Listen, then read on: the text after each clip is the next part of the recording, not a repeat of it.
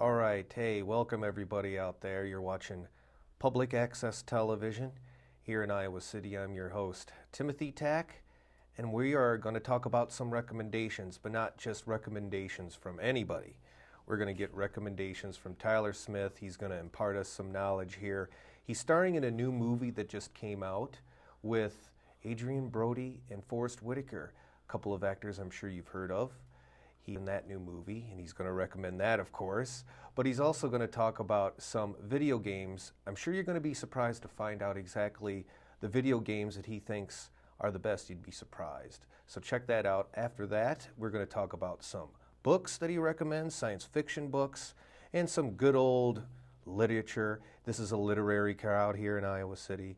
It enjoys literature. I think it's like, what, the third city of literature? So stay tuned for that, and then we'll finish it up with some of his favorite movies. He has a real passion for movies. You'll want us for that. So, hey, without further ado, let's introduce Tyler Smith. Say hey. Hi, everyone. I'm Tyler Smith. I went to school at University of Iowa years ago. I actually didn't star in the film. I was a featured extra. That's not Well, yeah. Explain more about that. I didn't have any dialogue in the movie. What a featured extra is he's someone. Well, there's like a regular extra who's someone just in the background, whereas a featured extra is someone who's in several scenes that runs throughout the film. Actually, the beginning of the film, the middle of the film, and the end of the film, and you keep seeing me popping up all the way through the movie. You know, it's kind of like the TV show Welcome Back, Carter, if you've ever seen that one, where you've only got 4 people that are actually talking. They're all sitting in the front row, but you get 20 students in there. But it's always the same 4 people that are talking. And the people in the background, they're extras. You know, they're there to make it look like a real classroom. You see what I'm saying? Yeah. Whereas, so the guys who are trained as actors can do their, and we just sit around there and make it look right, that they have enough people. So on this particular film, Yeah. You didn't have your there's a thing called the SAG card. Yeah, I don't have a. You don't have a SAG card. No, I don't have a SAG card. So your appearance in this film, you were considered. Well, I was basically I was an employee, but I'm not part of the Screen Actors Guild. But you can still get a job without being a SAG member. Called getting paid on Scale. Okay, that's what I was getting to. Yeah. So you appeared in this major motion picture not as a union card carrying SAG professional actor, but you still get paid on a scale basis for how many scenes you get in or anything like that. Yeah, I was probably in like 12 scenes in this movie actually. So all you folks out there, when you're watching The Experiment, be on the lookout for this mug right over there. Can you get a close-up of that, Jared? This there you go. Be on the lookout for that mug. And I'm actually in the trailer too. There's a close-up of me in the trailer. There is a close-up of him on the trailer. Yeah. So that's my big close-up. Study this face and be on the lookout for the trailer, which I'm sure is probably on YouTube. Yeah. Making the movie was a lot of fun. It was a real ball. Yeah. I want to talk more about that. We were talking earlier. Adrian Brody, I guess you said that he was just. Yeah, everyone really liked Adrian. I mean, sweetheart. I mean, he's a very likable guy. And, it's interesting because in the movie he's playing the leader of the prisoners. But, we actually did look to him for leadership.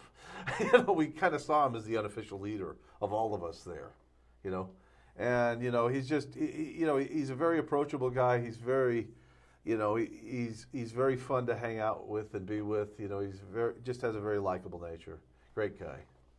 Speaking of trailers and new movies, you like this YouTube sensation, and it's also a public access television show called Cinefiles. Yeah. Cinefiles, what they do is just a public access version of Siskel and Ebert, really. Yeah, at the movies. Yeah, what do you like about... First off, all the people in there, I believe they all have film degrees, so they actually know something about what they're talking about. And I think they've made some movies themselves. But, a lot of it is that they're just fun guys. They have a love of movies, and they have a passion for them, and that comes across, I think, in the show. Even if, you can debate their level of knowledge, you can't debate their enthusiasm.